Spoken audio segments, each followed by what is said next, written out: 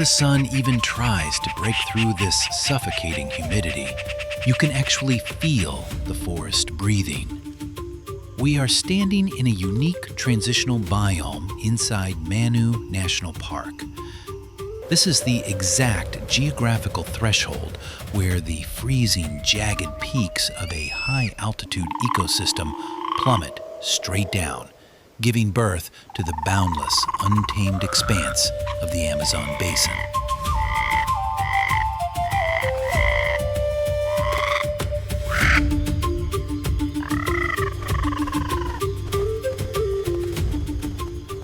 It is 5 o'clock in the morning, and the air in this Peruvian cloud forest is practically liquid. The nocturnal hunters, exhausted from their nightly patrols, begin to yield the forest floor. High above the muddy floor, a brilliant male Andean cock of the rock sits perfectly still on a thick vine. For now, he is just a bright beacon in the cold blue haze, conserving his energy.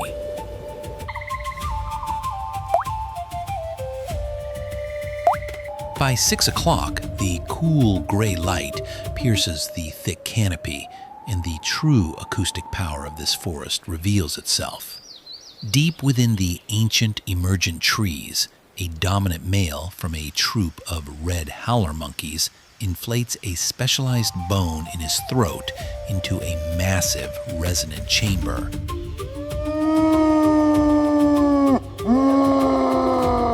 He unleashes a booming, thunderous roar that carries for miles across the mist-shrouded valleys. To us, it sounds like chaos, but biologically, this is a brilliant strategy for peace.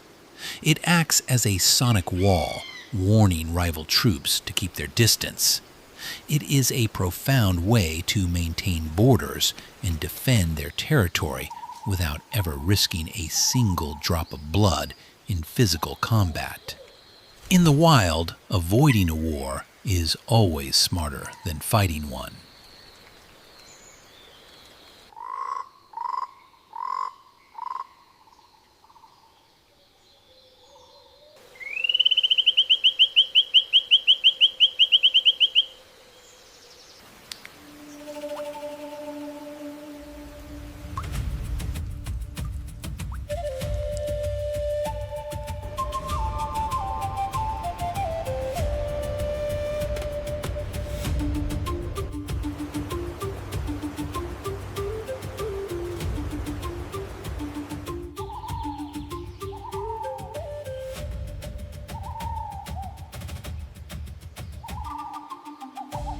As the roars echo through the dripping timber, the river valleys below also begin to awaken.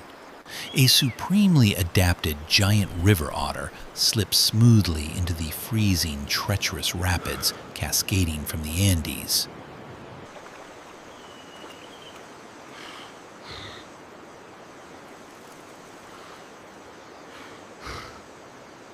Further along the dark, muddy banks, a massive black caiman, heavily armored and resembling a rotting log, waits patiently in the mist.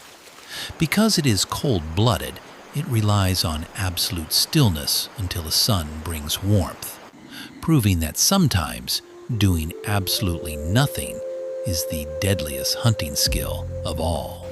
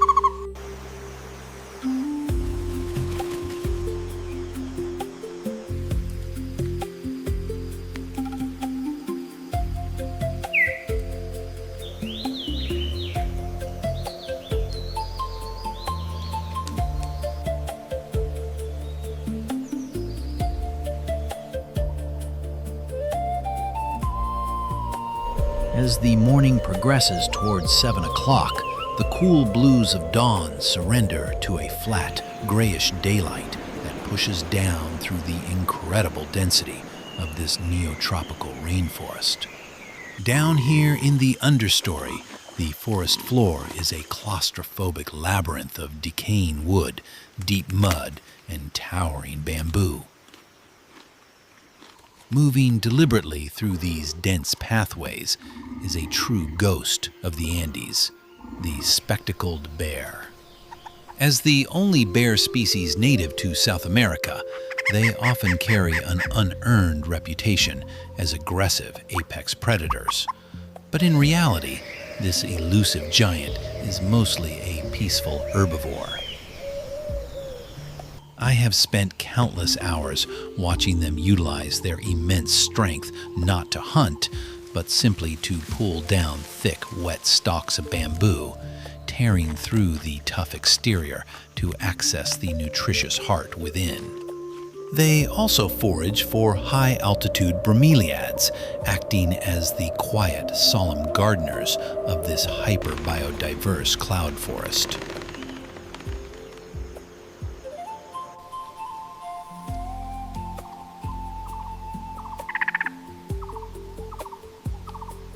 Deeper within, a specially chosen moss-covered arena, the true spectacle of the morning begins.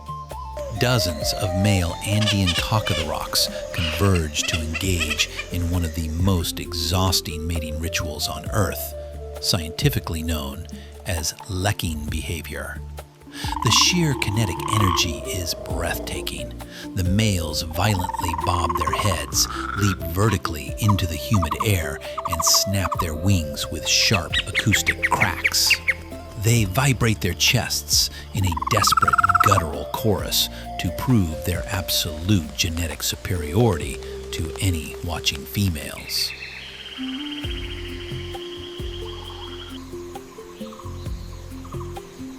But in nature, extreme beauty comes with a terrifying cost.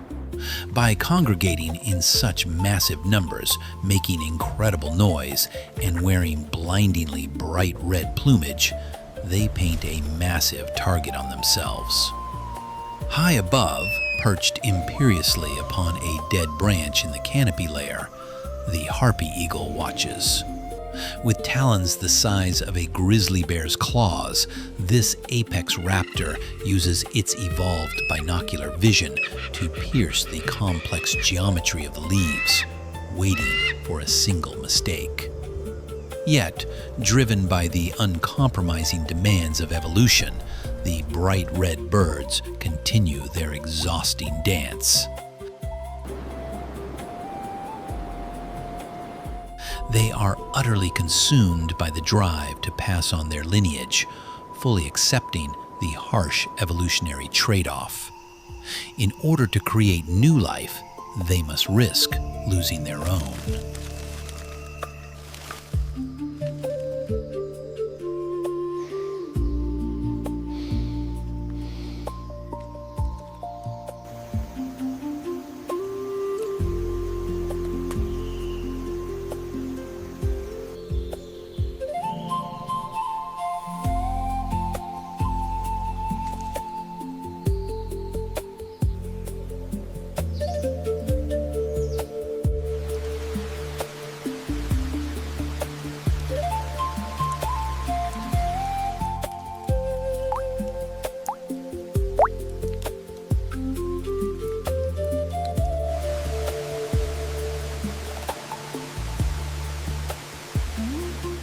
By 10 o'clock, the sun finally pierces the heavy, overcast clouds, turning this jungle into a brilliantly illuminated, low-contrast greenhouse.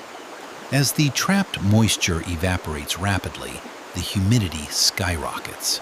This is the period of peak morning vitality, where the struggle for calories becomes frantic.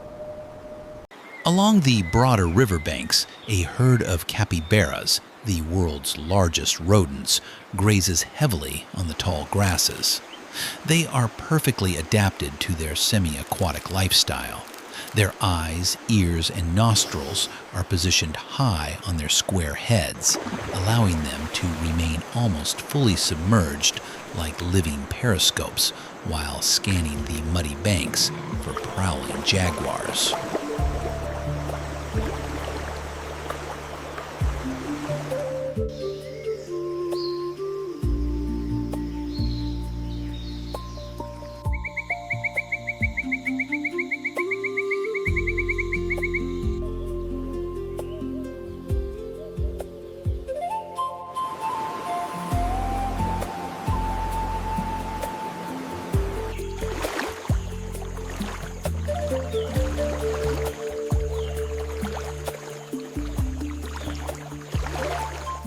Down on the forest floor, the rising temperatures prompt the cold-blooded giants to finally move. An immense green anaconda, measuring over 20 feet, drags its muscular coils out of the opaque river onto a dark mudbank.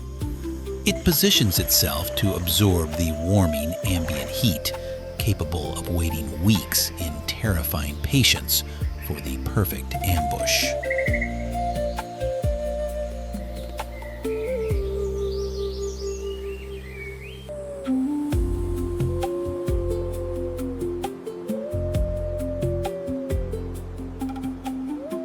High above, a massive flock of scarlet macaws arrives at an exposed sheer cliff face of red clay near the river.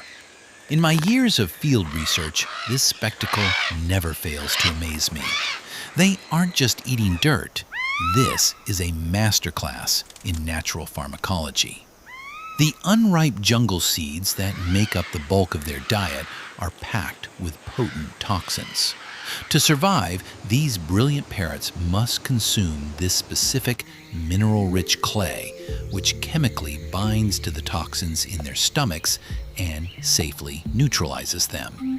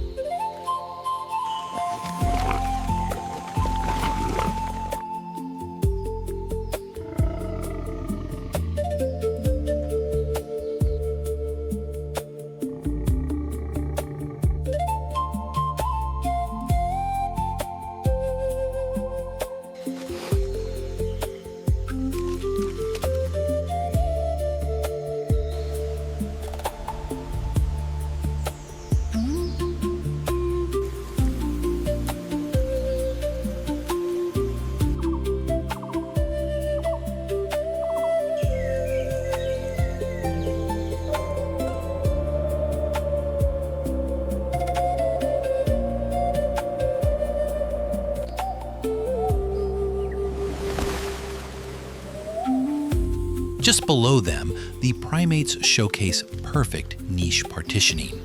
The Jeffrey's spider monkey executes sweeping acrobatics, utilizing its incredibly strong prehensile tail as a flawless fifth limb to harvest canopy figs with breathtaking precision.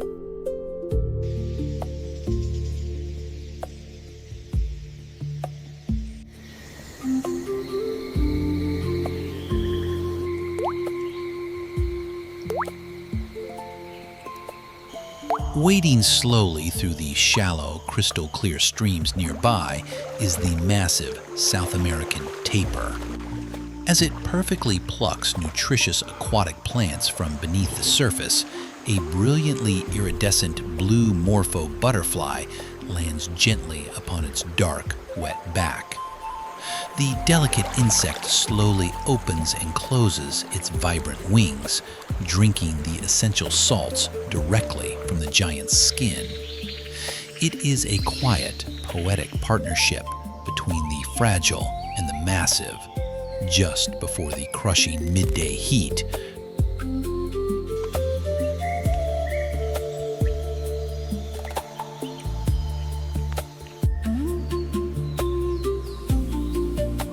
But moving much slower through the very same branches are the heavy, robust woolly monkeys.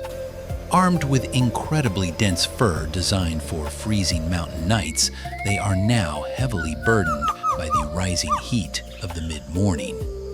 They move with deliberate caution, picking only the softest, most easily digestible green leaves to avoid overheating their core temperatures.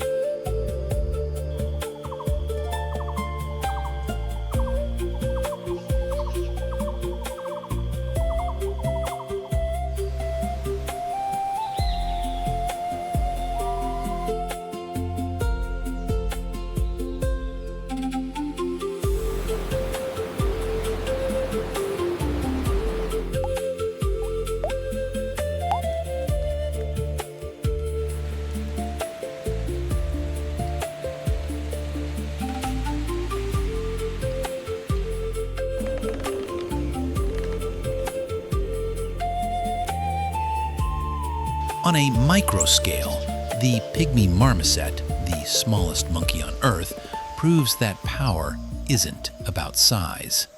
Clinging vertically to the rough bark, it uses specialized chisel-like teeth to rapidly gnaw tiny wounds into the trunk, harvesting the high-energy sap. It must remain constantly vigilant, for it is a potential meal for almost every predator above.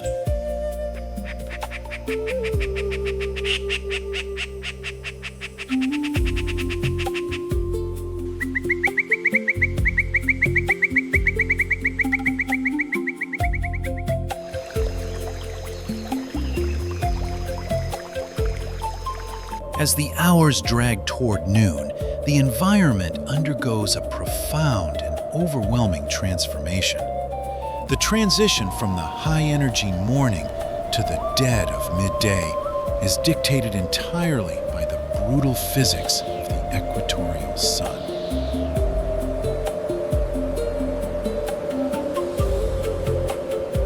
Although the sky remains overcast, the flat, natural light bakes the moisture-laden air, turning this ecosystem into a stifling, breathless sauna. By 12 o'clock, an absolute paralyzing stillness falls over the incredible biodiversity of the jungle.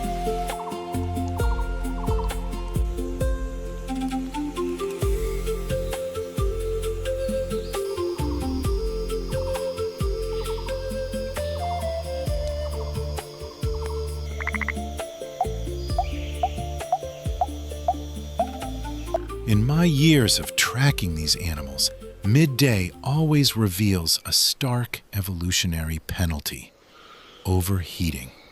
The troop of red howler monkeys, having gorged themselves on morning foliage, are now draped heavily and completely motionless across the thickest branches.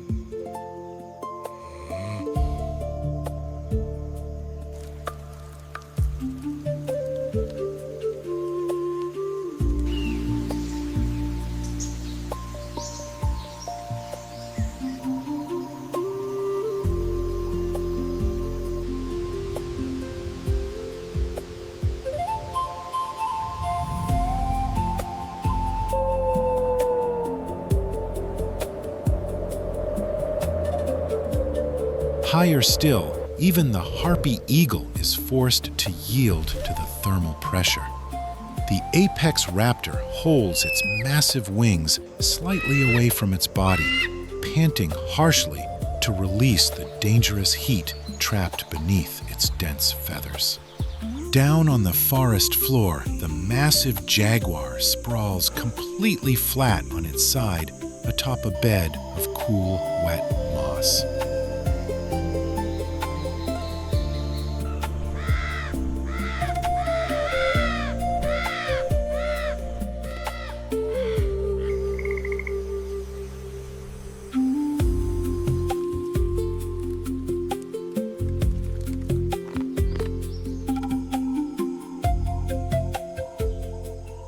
But here is where the jungle performs its greatest magic trick. Where the giant mammals and birds fail, the microscopic world perseveres. A massive, unbroken column of leafcutter ants marches relentlessly along a giant fallen log. Millions of these tiny workers cooperate with flawless, collective intelligence to operate a highly advanced agricultural society. They navigate the treacherous gaps by building living bridges with their own bodies, completely independent of the sun's oppressive weight.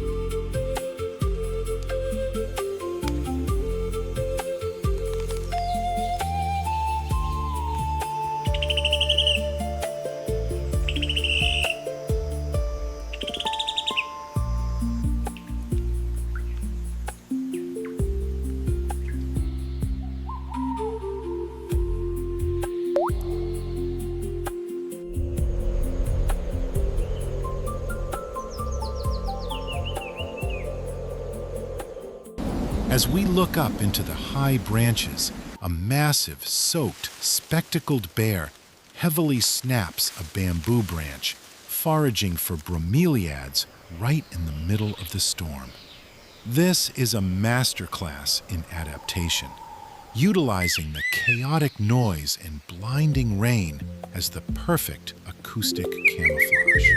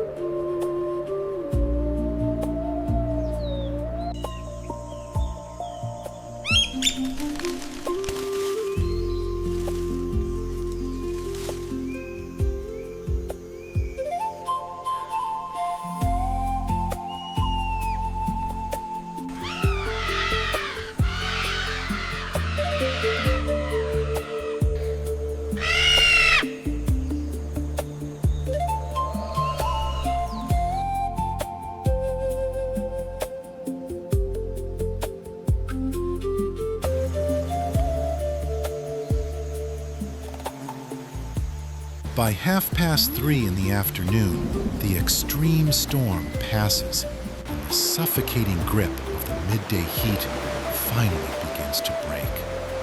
The glaring light softens, taking on warmer, muted tones. A faint, cooling breeze filters down, bringing a profound sense of relief.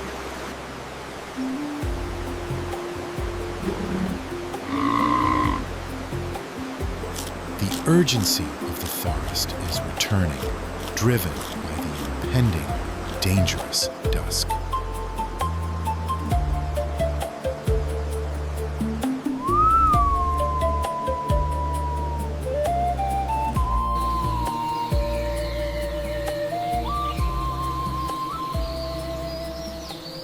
As the afternoon progresses toward 4 o'clock, the urgency of the forest returns, driven by the impending dusk.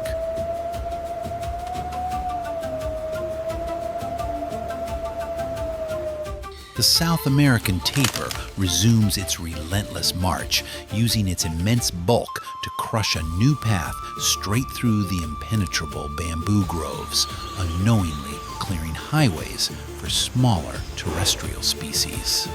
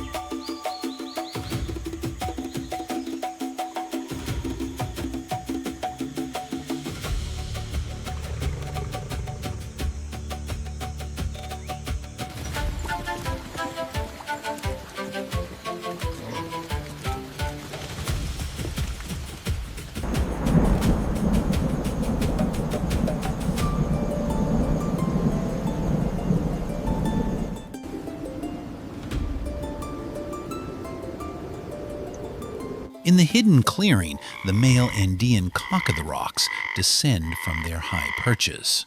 The second lek of the day begins. Having rested, the birds throw themselves back into the violent, chaotic competition in an act of sheer desperation. But this afternoon noise does not go unnoticed. The cooling air signals the true predators of the cloud forest to begin their shift. A massive jaguar rises from its mossy bed, slinking with lethal silence toward the sound of the lek, its padded paws acting as perfect shock absorbers on the wet leaves.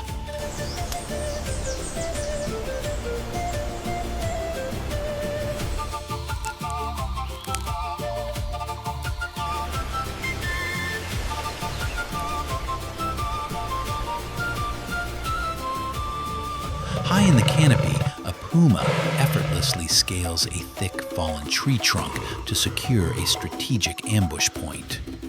The herbivores sense the shifting balance of power. A red howler monkey lets out a booming roar that acts as the jungle's ultimate alarm system, warning every creature that the felines are on the hunt.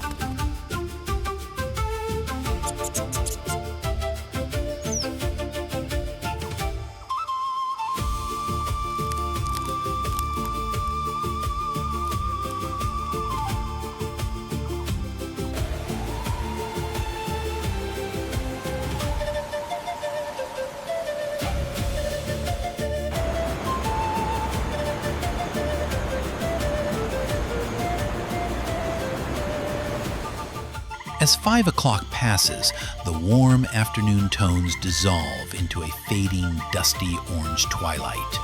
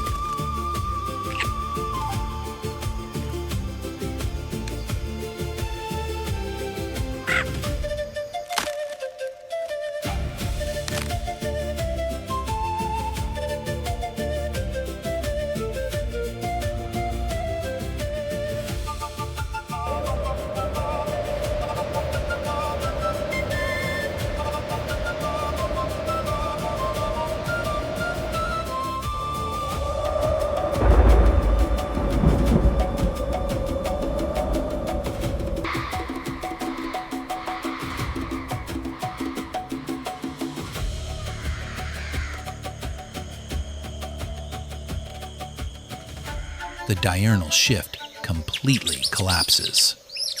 The emperor tamarins squeeze themselves tightly into protective hollows, and the capybara herd retreats deep within the muddy reeds. The waters now belong entirely to the ancient predators. The black caiman slides gracefully into the churning rapids, a master of the nocturnal river, ready for ambush.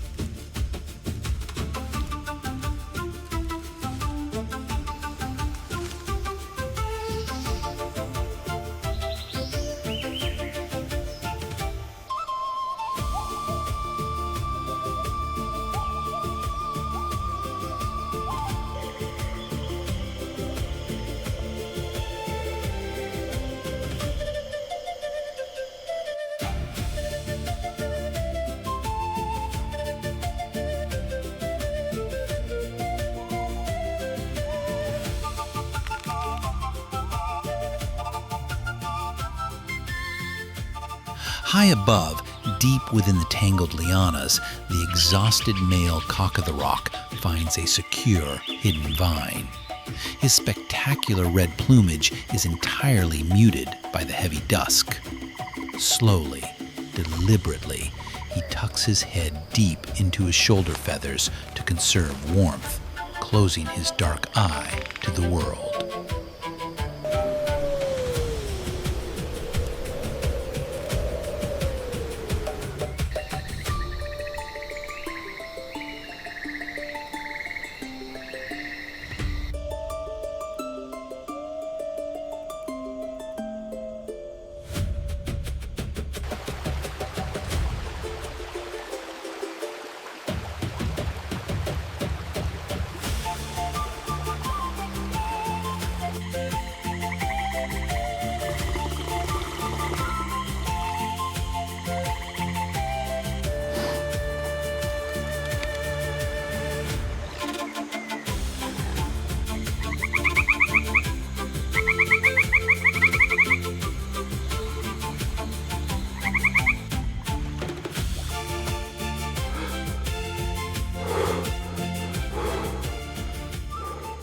By 7 o'clock, a heavy twilight mist rolls violently over the jagged mountain peaks, plunging the transitional cloud forest into an incredibly dark, eerie atmosphere.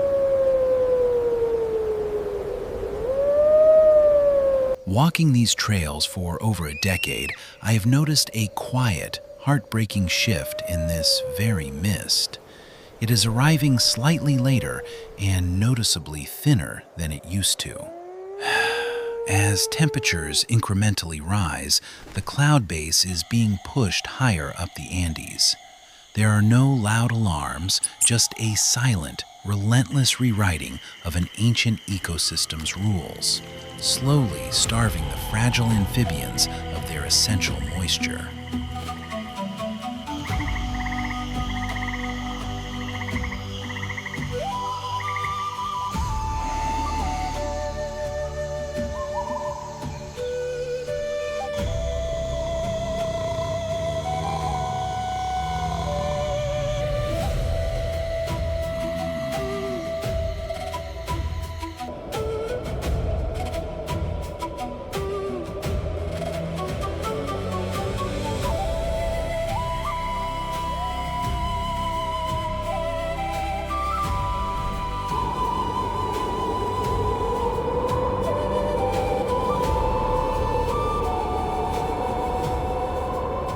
As darkness reclaims the Clouded Citadel, his exhausting display is finally over.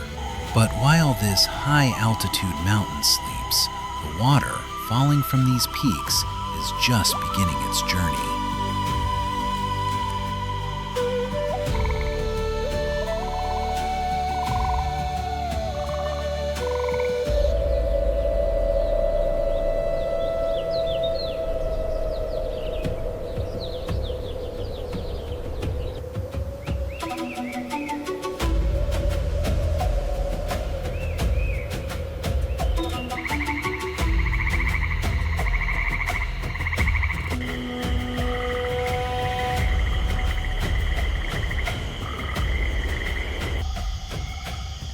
"3,000 feet below, where this mist melts into the deep Amazon River, a massive, ancient predator is just waking up in the Blackwater.